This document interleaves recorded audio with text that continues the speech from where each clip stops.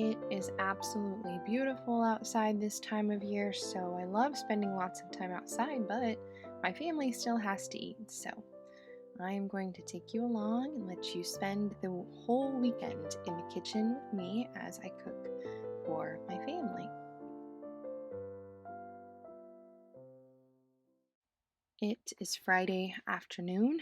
Our school week is over, and I've got a couple of hours before John gets home from work and our weekend officially starts. So I'm going to tackle just a couple chores and do some food prep for the weekend.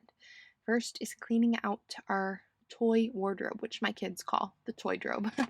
I do not keep that many toys. The more kids I have, the less toys I need because they play with each other, and I kind of know the tried and true toys that we're actually going to use. So every once in a while, I just go through and get rid of stuff that's broken or not played with, and it either goes in the trash or, if it's in good shape but just not played with, then it goes to the resale shop where I can get a little money back and then do my thrift hauls. So I like to stay on top of that so that our toy area stays nice and tidy. So the first thing I'm going to do is get some roast beef started. I have 2 chuck roasts here. We are now a 2 roast family. That's just what happens when you keep having kids. They do eat. You have to prepare more food. In fact, that's been quite an adjustment for me as a mother, is just learning to, when I need to like majorly increase the amount of food that I'm used to preparing. Whether that's like now I need 2 packs of hamburger for meatloaf, now I need 2 roasts, just constantly evaluating stuff like that. So I'm gonna get this roast going. I don't know if we are going to eat this tonight, but it'll be ready if we do, because roast is ready in the Instant Pot in, gosh, 2 hours, under 2 hours. So the key to getting a really, really good, juicy, tender, flavorful roast is you have to sear it on both sides before you roast it. This is non-negotiable. So I'm just seasoning with salt and pepper here, very generously with the salt. You'll hear me say that with pretty much everything, just always generous on the salt. I'm gonna, sear that and get that going. Now I've got some herbs from the garden here. So I'm going to chop these up, throw them into, as far as herbs, I really just go out and like pick whatever I'm in the mood for. There's usually no rhyme or reason. And then, every meal starts with garlic, onions, and herbs. It's just, I could just film this once and put it before every meal. Just me chopping up onions, garlic, and herbs and putting it in every meal. That's just such a fabulous, flavorful, very nutritious base. So this is all going to get, I seared my roasts, then I'm going to dump this all in here with the roast. And then for some additional flavor, add in some more onion powder and garlic powder. I'm going to shred this roast for sandwiches. That way we have it all weekend. That way whenever we eat it, I can just pull it out and heat it up. But I really like flavorful shredded roast. So I'm going to add a little bit of water and then start my Instant Pot. And I will just set it at 20 minutes per pound of roast. So I did weigh those roasts in the pan to get a kind of an idea, but I kind of forgot how much they weighed. So I just set it accordingly and walk away. I was kind of slow to go when the Instant Pots came out and got really popular because I really like slow cooking and slow roasting in the oven. But once I started using it, it didn't take me long to get hooked because you can just set it and then just walk away and work on other things. And I've always got multiple projects going in the kitchen at once. It's almost never just me doing one thing. So now that roast is going, I made some stir fry with chicken this past week, and I just had extra chicken. So I know what I'm going to do with this extra chicken. I'm going to make something for my husband that he really likes. And once again, I'm just preparing all this food. I don't know when it's going to get eaten. Because a lot of times on Friday nights, we will go out to eat. It's just kind of a nice thing to do at the end of a long week. We're all ready to relax. So, where we live, the choices to go out to eat are it's bar food, but it's really good bar food, like really good fried food. I actually love fried food. No shame there. So we might go out to eat tonight. Who knows? That will be up to John. But like I said, I'll have the roast ready, and if we eat at home, fine. If not, that's fine too. I always like to have extra food in the fridge. So what I'm making here is buffalo dip, and what I just did was this is a 9 by 13, and I spread 2 packages of cream cheese in the bottom, and then I just boiled some chicken and shredded it up with forks, and then poured in a lot of buffalo sauce. This is very simple, and I have been making this for years this way. This will get topped with a lot of cheese. I don't know where I got this recipe or where I came up with this. Maybe it was back when John and I were younger and didn't have children and wilder, and we came home one night and thought, let's eat. And I made this up. Who knows where I got this, but it's been around. It has been with us, and he really likes it, and it's just so easy. So I'll have this, in the fridge, and I can pop it in the oven at any time this weekend, and win his heart all over again. So there's some pepper jack cheese that I put there, and then I'm gonna top this with a St. Louis special, which is Emo's Provel cheese. If you're not from St. Louis, you probably don't know what that is, but it is a delicacy here. And no matter how good I get at cheese making, I will always have Emo's Provel cheese on hand.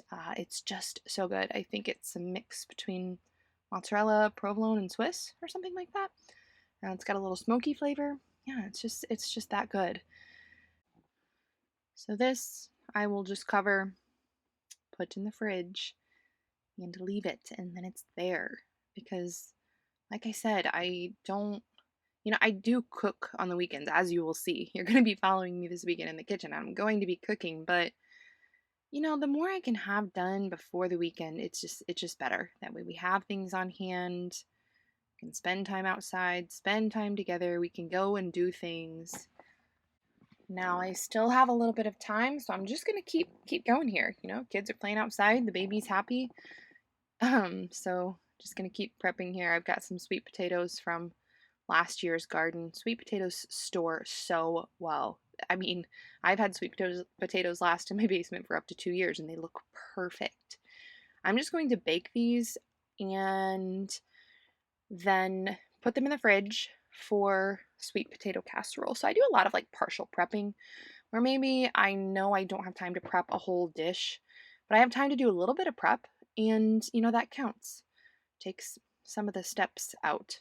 So I put those sweet potatoes in the oven, and now my roast is ready to shred, and it just smells so delicious.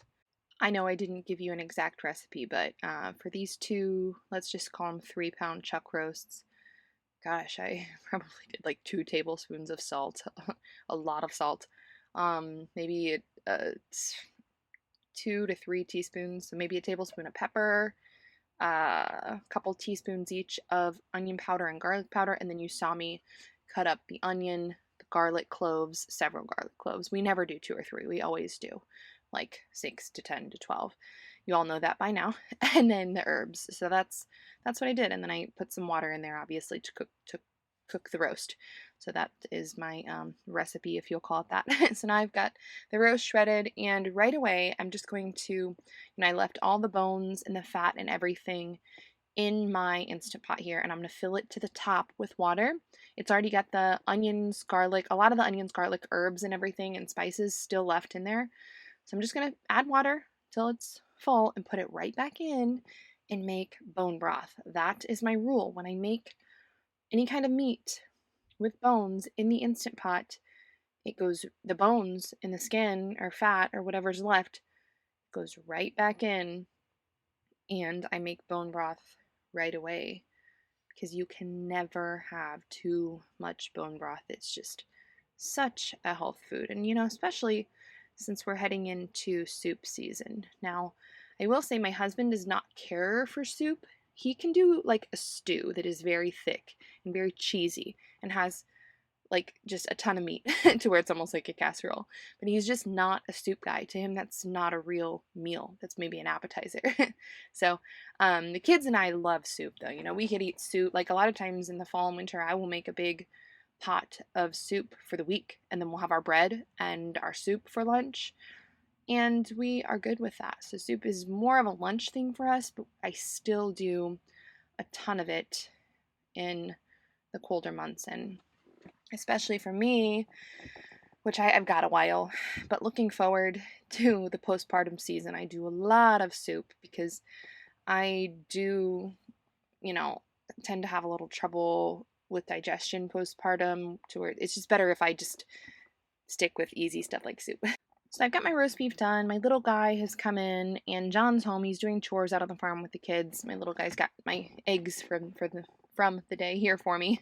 So I'm finished. I'm going to be finished in the kitchen and go see what John wants to do tonight. So I went outside and talked to him, and he does just want to stay home tonight. So I'm just going to kind of keep going here, get a few more things done. I have butter to make. My cow, Sally, who is in milk right now, gives me 1 to 2 quarts of cream to every gallon. So it's sometimes half a gallon of milk, or of cream at every milking. So lots of butter to make all the time, which I am never going to complain about because we just use a ton of butter. Maybe I wouldn't use so much if we didn't have it, but we have it, and it's so good for you. It's basically salad because the cow eats the grass and turns the grass into milk and cream, and then I just turn the cream into butter. So this butter is essentially just like eating your greens. So you guys have seen me make butter before, but I've got lots of videos on butter. Just salting my butter there, and my sweet potatoes I put in earlier are finished. So I'll get these prepped, and I really do think this is going to be the last thing that I do tonight before we eat, and then I call it a night in the kitchen. Shut the old kitchen down before we chill out for the night. And then tomorrow I will need to think about what I am going to make for breakfast. We are going to be home all day, so we've got a full day of meals that I need to feed my family. And I decided on, so it is now Saturday morning, and I decided on sourdough pancakes. This one's a classic. I've been making sourdough pancakes for many years.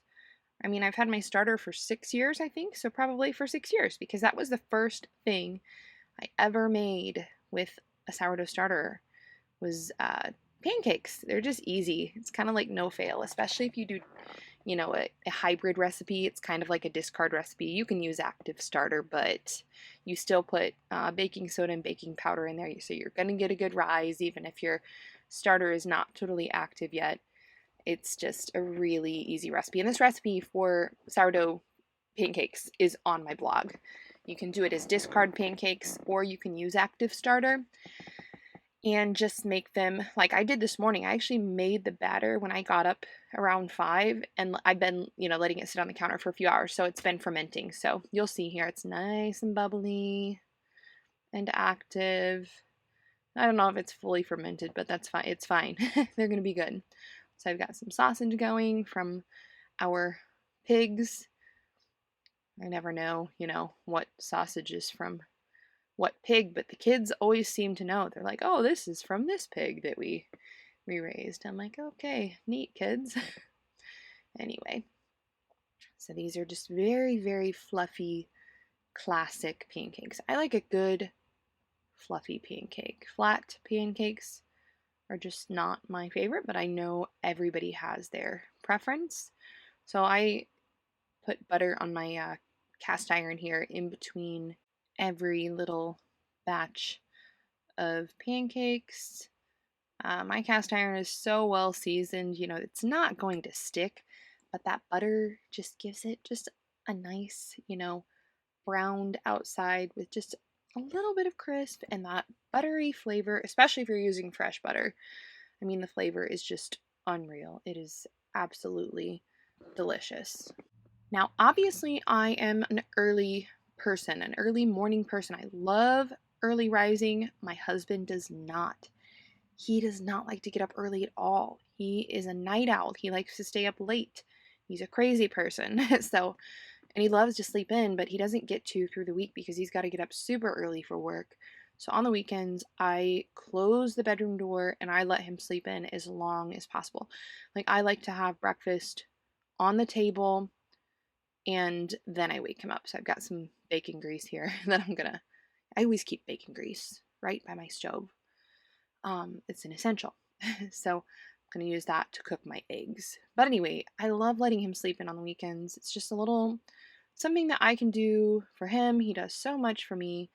And now that we have big kids that are who are getting older, like on the weekends they like to stay up late and watch a movie or something. Well, I'm not up for it. Like, especially when I'm pregnant, especially in the first half of my pregnancy, I'm not up for it. So he is the fun dad. He will stay up late with them and watch a movie. He's just like such a fun dad. He will pick out movies and he will proof them and make sure they're appropriate. And he's just always got fun stuff, like fun, appropriate, good stuff for the kids that they can do when they stay up late, when I want to go to sleep. So yeah, this is me just kind of reciprocating by letting him sleep in on the weekends. So I've got my eggs frying here. Nothing like good free range yolks. Nice orange yolks. So satisfying. Well, I did wake my husband up eventually, and we did eat breakfast. And we are fast forwarding to, this is afternoon now.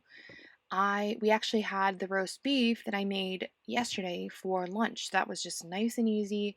Pulled that out, made roast beef sandwiches, and that was it. So now I'm going to go ahead and start my supper. I don't know if I'll finish it all right now, but I'm just going to get some stuff started. So I'm making Swedish meatball pasta.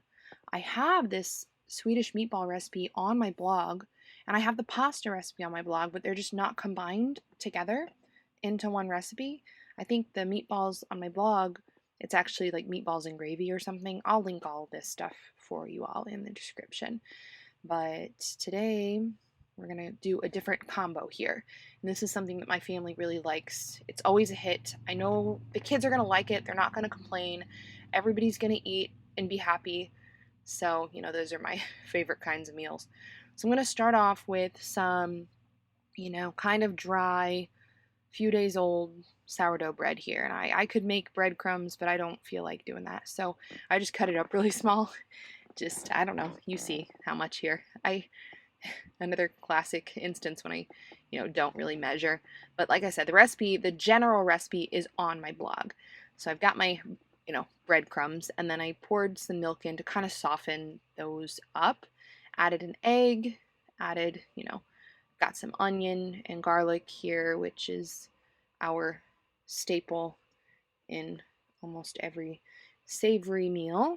Now, the next ingredients here are what really makes Swedish meatballs unique, and that is allspice and nutmeg. So just a quarter teaspoon of allspice and a half teaspoon of nutmeg. This is, not a combination you would usually think about putting in meat, or even not necessarily a savory dish, although I do add nutmeg to a lot of my cheesy pastas or casseroles. Just a little bit, like a quarter teaspoon. Try adding it to your what am I thinking? Potatoes au gratin or scallop potatoes, even mac and cheese, just a little bit. It's really, really good. All right, now tonight I've got a mixture of ground beef and sausage. On my blog, it calls for just ground beef, but this is just what I was in the mood for. This is what I was going for tonight. Just a little mixture here, with cooking, so many things. You can improvise, you can get creative. You have to know when you can do that and when you can't. With baking, a lot of times you have to be more precise, but with cooking, not so much. You're just free to get creative, free to use what you have. In fact, I need to make a video for you guys sometime when I just do like a fridge clean out, and for several meals I just make stuff from different little bits of leftovers and things we have that I need to use. All right, I've got my meatballs mixed up in my bowl that's way too small back there for the task at hand, but I'm short on mixing bowls right now. I've broken a couple of my huge ones, and I really like vintage ones, so I just haven't been finding them at the thrift shop like usual, but maybe soon. Anyway, what I'm doing now is cracking eggs into this big mixing bowl for pasta. I need to get my pasta going.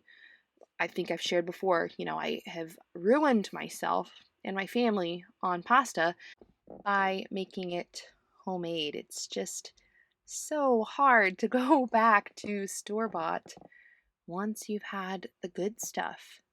And this is just loaded with eggs. So that's lots of protein, lots of fat there. It's just a, well-rounded meal when you add a nice, tomato sauce or white sauce or gravy and some good quality meat of some sort, of course. And I use this pasta, which I'll link the recipe for you all. But I use it in everything. I haven't bought store-bought pasta in a long time. The only thing that I haven't figured out is how do you make macaroni? Does anyone know that? Because there's got to be a machine. You can't hand make macaroni, and I would like to be able to make macaroni noodles. I need to look that up and see if I can find like a macaroni attachment. Anyway, I'm going to go ahead and start rolling out some pasta here and get that cut. Now this is a double batch. This is what I usually do. I just make a double batch or a triple batch, and then, I'll get what I need for whatever particular meal I'm making rolled out and cut. That way it's ready to go and I can use it. And then while my meal is cooking, while I'm finishing cooking, then I roll out the rest and hang it to dry, and that goes in my dry pasta stash. And I like to keep a dry pasta stash for those times when I don't want to do this whole process. It's just another part of like the partial prepping process, which really can save lots of time. So I've got a whole video dedicated to pasta making, the ins, the outs. You all know by now, if you've been watching, this little Atlas machine is one of my favorite manual tools that I will have with me in the zombie apocalypse. That way I can, still feed my family nice, evenly, rolled out pasta. I just haven't mastered hand rolling pasta to be really even like this. But there's an account on Instagram called Pasta Grannies. Pasta Grannies. And it's basically just videos of old Italian ladies, old Italian grannies, hand making pasta, and they do roll it out by hand, and it's perfect. And I mean perfect. Maybe even more perfect than my machine. It's just, I think that's one of those things that you just have to practice and do a lot. And I haven't done it yet. But I have a rolling pin, like the kind that they use. It doesn't have handles. It's just, just the rolling part. So maybe one time we'll do a video and we'll try to become like the pasta grannies and roll it all out by hand. It's just amazing the things that they can make. I've always thought that previous generations just didn't have time to be depressed or to be anxious. I'm not saying that didn't exist. I'm sure, that stuff's always existed. If you read ancient literature, you can see that different states of mind have always existed, but not as prevalent as now. I think in some ways we just have too much ease and too much convenience in our lives. Whereas, if your whole day is spent working with your hands, you just don't have time to stop and think about being upset too much, because you've got to keep going. You've got to keep working. You've got to keep your hands busy. We all know what they say about idle hands. All right, so my meatballs have been browning. They're not cooked all the way through. Just kind of, cooked them on the outside. They'll finish cooking in the sauce. So I left the drippings in my skillet here. This is a huge skillet. I don't know if this is, I've got a 14 and a 16 inch. This might be my 14 inch. But I put my mushrooms in here. I do have one child that will pick these mushrooms out, but that's fine. He'll have to pick them out because we all like mushrooms. Then I added just a little bit of that beef bone broth that I started last night. and just to deglaze my cast iron. And that's simmering nicely. Now I've got the water boiling for my pasta, and I salted that water really well. You always want to salt your water when you're making pasta. So now I'm just adding more bone broth over here to my skillet with my mushrooms. Now, after I deglazed, I should have added butter and flour because my sauce I'm making is like a gravy. So I'm kind of making a roux with the mushrooms in the skillet, but I forgot to do that. Story of my life, right? That's okay. So I'm just going to whip up a little like faux roux here in my bowl with some uh, bone broth, some flour, and some butter, and then I'll pour that in since I had already added my liquid, my bone broth. So now I'll whisk that little roux that I mixed up into my gravy here, and you can see this is a nice brown gravy, but I don't want brown gravy for my Swedish meatball sauce. So I'm gonna continue adding bone broth here. If I had to guess, I would say that what you see here is, I've got mushrooms, I've got probably 3 or 4 tablespoons of butter, 3 or 4 tablespoons of flour, probably 3 or 4 cups of beef bone broth, and now I'm adding in maybe a cup of cream. And this is going to get the sauce or gravy, if you will. Yeah, that's looking much better. Much better there. So, a brown gravy would have been good over like mashed potatoes, but I don't want a brown gravy in my pasta. I'm just gonna add a little more cream. I just kind of keep pouring to get, like, I know what things should look like. That's a lot of how I cook, is just by looking and feeling, smelling, tasting, and getting to the consistency or texture, of what I want. I'm just adding a little salt and pepper here to this gravy. And now I will let my meatballs finish up in here. So they'll finish cooking. They'll cook all the way through as that gravy kind of thickens up just a little bit. And I might have this sauce recipe on my blog with the meatballs. Maybe it is. Maybe it is after all. I should check these things before I make my videos, but I've got a little tag along here behind me. This is his favorite thing to do now, is just walk behind and pull my dress. So I'm going to cook my pasta real quick. Just drop it into my boiling water. And this fresh pasta, so this is fresh, it's not dry. So it cooks in no time, like 5 minutes, and it's perfectly cooked and ready to go. Now dry pasta does take just a little bit longer, so this would have probably been easier if I would have drained the pasta and then, added it in, but I didn't. That's okay. So I'm about finished up here. I'm just going to top with some fresh parm and some parsley, and that is it. So pretty simple. It would have been quicker if I would have used dry pasta, but it really didn't take that long. All right, we are moving right along into Sunday morning. Now, usually I like to have breakfast prepared on Saturday night so that I don't have to do much on Sunday morning, but it just didn't work out this weekend. And part of that is because I am still getting a little bit nauseous sometimes in the evening in this part of pregnancy, and I'm just done in the evening. I want to lay down. So, it is what it is. I actually feel great in the mornings, have a lot of energy in the morning, so I just would rather, at this particular season, on Sundays, get up early and do what needs to be done. So, got myself some coffee going here. It's just the baby and I up as usual, letting John sleep in again. The big kids all are at the age where they kind of like to sleep in as well.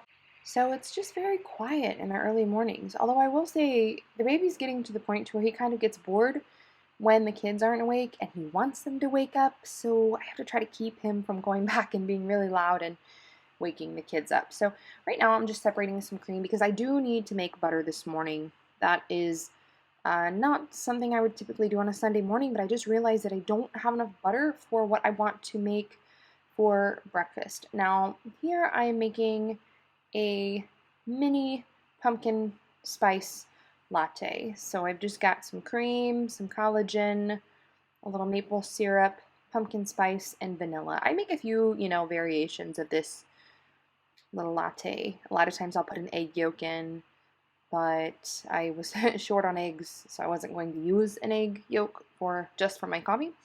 But this will be good. This will hold me over until we have breakfast. I got my cream skimmed. Now I'm just gonna start some butter.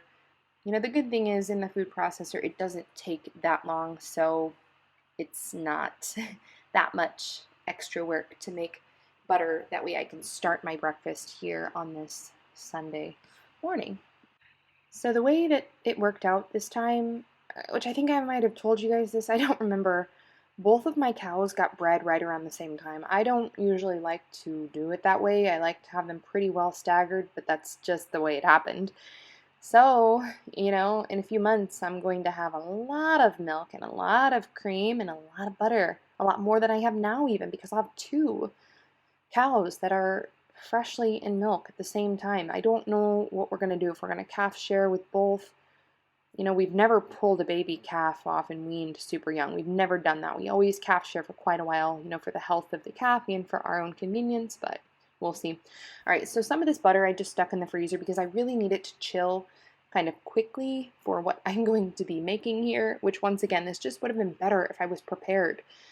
But, you got to go with the flow in different seasons of life. So like in pregnancy or when you're freshly postpartum, you can't be too rigid because then you're hard on yourself and then you get down and you've got this guilt and stuff, which is just, it's just an unnecessary load to bear. So it's just better to just go with the flow, get done what you can get done in the times that you're feeling up to it, and be at peace with that. So right now, I'm going to take a recipe that is on my blog, and this is one of the most popular recipes on my blog, and I'm going to modify it. So this is my biscuit recipe. And for the dry ingredients, it's just 3 cups of flour, a tablespoon of sugar, teaspoon of salt, and 3 to 4 teaspoons of baking powder, depending on how much of a rise you want to get. Now, the next step is to add in butter. So if you are not using a grater to grate butter, rather than using a fork to get it all mixed in, then this is the way to go. You got to use a grater. It works just so well. So this is 3/4 cups of butter. So that would be, if you're using sticks, 1.5 sticks of butter, I believe. Then I'm going to crack 1 egg, and the normal recipe would then add 1 cup of milk. But I'm going to modify this a little bit. So I'm going to add some sourdough starter, so that will add some liquid and flour volume, since a starter is essentially like half flour, half water, right? So then I'm not going to add the full cup of milk here, because then the dough would just be, too wet of a dough. So maybe just a half cup of milk there instead of the cup. I'm going to mix this in and turn it out and just, loosely get it to come together with any kind of pastry-like dough, whether it is a true pastry dough or a biscuit or a pie crust or anything with butter that you want to be, kind of flaky and still have little chunks of butter. You don't want to knead it. You just want to get it to come together just enough. So I fold this dough over rather than kneading. Just fold it over on top of itself several times, and that creates really, really nice layers. Now I suppose you could, long ferment this in the fridge for a few days if you wanted, the starter to take full effect. I don't have time for that this morning. So, I folded it over. Now we're just going to roll it out into a sheet, into a rectangle, and I'm making cinnamon rolls out of this biscuit dough. This is a really nice substitute for classic cinnamon rolls when you just don't have the time to let cinnamon rolls rise, because it can be done start to finish in like 30 minutes, maybe 35 minutes. So now I'm going to make the filling, and I'm not measuring here. I'm just taking some butter. I'm going to take some pumpkin puree. Let me guess that it was I'm going to guess it was a 1/4 cup of butter and a 1/4 cup of pumpkin puree. I know a lot of people like to just do the pumpkin, and that's fine. I'm adding in about a teaspoon of pumpkin spice here as well.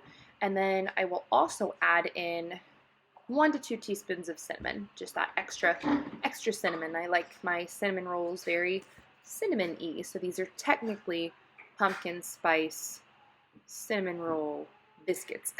I added in some vanilla there, and that is like quarter cup that I'm holding, so that must be about a half cup of brown sugar. So you can back off on the sugar if you want to do that, and it will still taste great.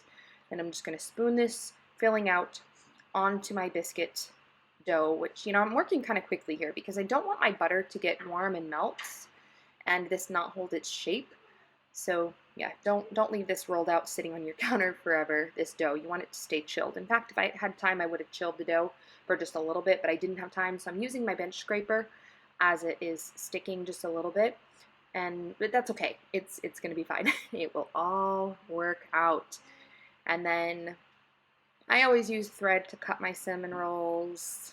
It's just, I don't know, doesn't take that much extra time, and then you're not smashing them down as you do when you cut them with a knife. So these are going to go in and bake at 425. So it's a higher temperature than you would bake traditional cinnamon rolls, but that's the temperature that the biscuits bake at. So those will stay in for, I'll check them at 15 minutes and see how they look. So I'm going to make the icing now. I've just got a couple tablespoons of butter and a couple cups of powdered sugar. It's like a 1-to-1 ratio. So like 1 tablespoon of butter to 1 cup of powdered sugar for however much icing you want to make.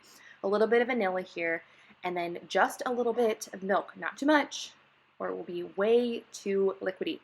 So it's like a 1-to-1-to-1 ratio with the butter, the powdered sugar, and the milk. You can play with the consistency to get the consistency you want, but that's the recipe.